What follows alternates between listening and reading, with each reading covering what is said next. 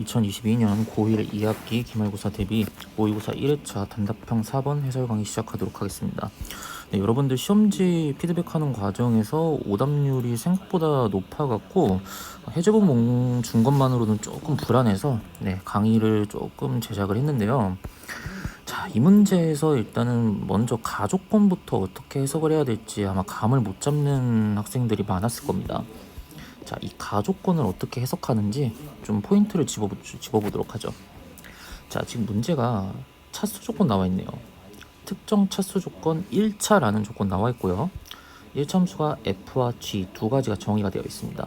이때 가족권을 보면은 두 함수를 합쳤을 때 fx랑 gx 함수식을 더하네요. 이때 역함수가 존재하지 않는다. 얘를 어떻게 해석을 해야 되냐라고 이제 물어보는 아이들이 굉장히 많았었는데요. 자, 1차 함수끼리 더하면은 당연히 일반적인 경우에서는 1차 함수가 나올 겁니다. 그러니까 일반적인 경우를 얘기하는 거예요. 그럼 1차 함수는 1대1 대응이죠. 특별한 뭐 정역이나 실수 제한 조건이 없다면요. 그럼 1대1 대응 조건이기 때문에 1차 함수끼리 더했을 때는 당연히 역함수가 존재하는 게 맞는데 지금 존재하지 않는답니다. 네, 굉장히 특이하죠. 그럼 언제 존재하지 않냐? 바로 1차 함수가, 자, 여기다 한번 써보도록 하죠. 자, fx를 선생님이 이렇게 한번 정의를 해볼게요. 아무 조건 안 나와 있으니까 미정계수 써갖고 ax 플러스 b라고 두겠습니다. 그 다음 gx를 cx 플러스 d라고 두도록 하죠. 이때 fx랑 gx를 더하게 되면요, ax 플러스 b 플러스 cx 플러스 d가 될 거고요.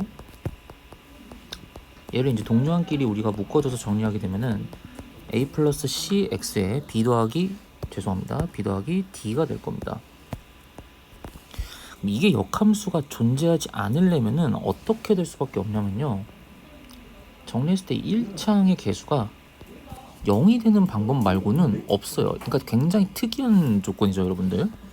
그래서 얘가 0이 돼버리면은 여긴 얘가 상수 함수가 돼버리기 때문에 1대1 대응 조건에 만족하지 않습니다. 그러면 당연히 역함수가 존재하지 않겠죠. 그래서 우리가 가족권을 조금 밀도 있게, 우리가 집중도 있게 들어가면요, a 더하기 c의 조건이 0이 되기 때문에 fx와 gx의 1차 항의 개수 조건이 벌써 나와버려요. 지금 미정계수가 4개잖아요. 이 4개 중에 1개를 줄일 수가 있습니다. 미정계수 4개에서 3개로 줄이는 게 가능하다는 거죠. 이때 이 c는 마이너스 a라고 두도록 하겠습니다. 그럼 가족권 해석을 하면요, 나다라는 수르륵 풀리기 시작을 하게 됩니다. 자, 하나씩 보도록 하겠습니다. 자, 방금 전에 선생님이 인트로에서 설명했던 내용들을 기반으로 해서 나 조건을 보게 되면요, y가 fx분의 gx라고 정의가 되어 있었죠. 이때 fx랑 gx를 1창의 개수를 a랑 마이너스 a로 표현을 했을 때 fx분의 gx의 함수식이 이렇게 표현이 될 겁니다. 자, 그럼 위로 다시 올라가도록 하죠. 이때 점근선 중 하나가 x 이퀄 마이너스 4분의 1이라고 나와 있으니까 분모가 0이 되는 걸 기준으로 봤을 때 마이너스 a분의 b가 마이너스 4분의 1이 되면 되겠죠. 그러면은 a가 4b로 나옵니다. 아, 미정계수를 또 줄일 수가 있네요, 문자를요. 그리고요, a가 4b라는 조건 말고도 또 다른 점근선에 대한 정보가 나오네요. 네, 보입니까? y에 대한 점근선이 마이너스 1이 나오네요. 얘는 뭐 a, b 값에 관계없이 항상 마이너스 1로 일정할 수밖에 없겠죠. 그래서 fx분의 gx의 함수식이 이렇게 우리가 지금 정의가 된다라는 거를 파악할 수 있을 거예요. a 대신에 4b를 대입을 했습니다. 와, 미정계수가 4개였는데 완전 나이스하죠. 자, 미정계수가 이제 2개로 줄었습니다. 이제 마지막 조건 하나를 더 보도록 하죠. 다조건을 가겠습니다. 자, gx분의 fx, 역수네요. 역수의 점근선 중 하나는 직선 x는 3분의 4다. 같은 방식으로 보도록 하겠습니다. 자, gx분의 fx니까 방금 전에 우리가 나조건에서 파악했던 fx분의 gx식을 그대로 분모분자 거꾸로 역수로 취하도록 하겠습니다. 여기에서 점근선 조건이 x 이퀄 3분의 4라고 했으니까 마이너스 4bx 더하기 c가 0이 되는 값이 결국에는 3분의 4가 된다는 거겠죠. 그래서 c가 3분의 16b로 표현이 됩니다. 네, 드디어 미정계수가 4개였는데 전부 하나로 표현이 되어버렸네요. C 대신에 이제 3분의 16b 대입하면은 미정계수가 b 하나로만 표현이 되겠죠. 자, 그리고 라 조건에 보면요, fx랑 gx의 교점의 y좌표가 3분의 16이라고 그랬으니까 3분의 19죠. 3분의 19라고 했으니까 이거를 이제 조건을 미정계수를 전부 b로 표현을 했으니까 방정식을 풀어보도록 하겠습니다. 자, ax 플러스 b랑 마이너스 ax 더하기 c, 처음에 가조건에서 사용했던 표현법이네요. 거기다가 이제 다 b로 때려 넣는 겁니다. a 대신에 4b 집어넣고요, c 대신에 3분의 16b를 집어넣게 되면요, 어차피 b는 0이 아니라는 조건이 전제가 되어 있기 때문에 편하게 b를 그냥 약분을 해서 없애버려도 상관없습니다. 그때 x 값이 24분의 13이 나오겠네요. 그래서 fx에다가 x 대신에 24분의 13을 대입하던지 또는 gx식에다가 24분의 13을 대입을 하게 되면요, 그 y 값이 얼마가 나온다 그랬냐면은 3분의 19가 나온다 그랬네요.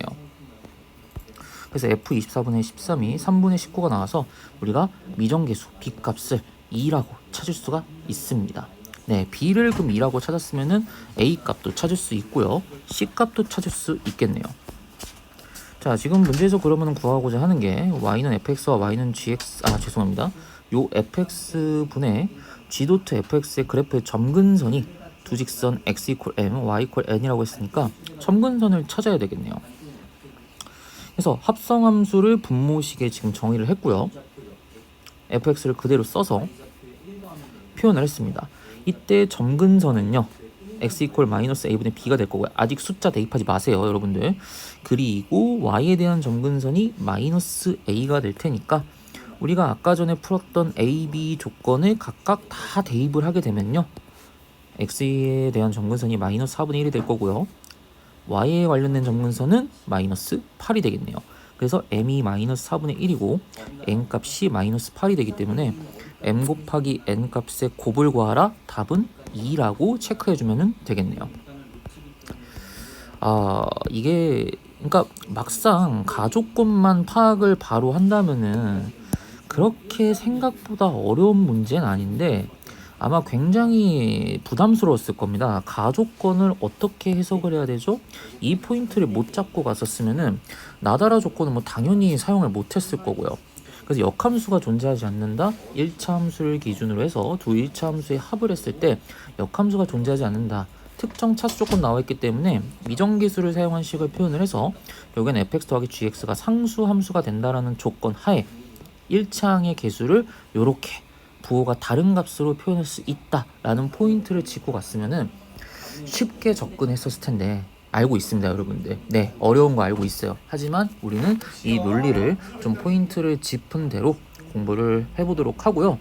나중에 기회가 된다면은 제 시험 볼 때 이 문제를 꼭 다시 한번 반영하도록 하겠습니다. 네, 수고하셨습니다.